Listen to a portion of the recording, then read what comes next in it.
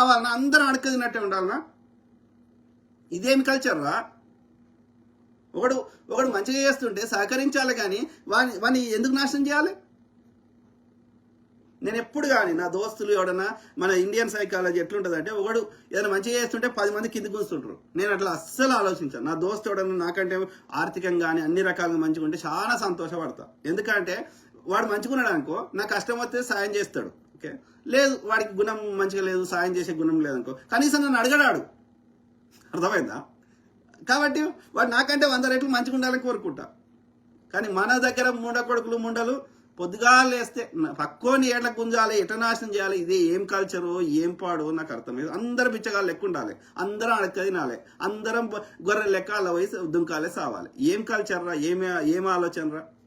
ఇలా ఇండియన్స్ అంటే అసహించుకునే స్థాయికి తీసుకొని వచ్చారు. ఒకప్పుడు ఇండియన్ అంటే ఒక మహాత్మా గాంధీని చూసి ప్రతి దేశ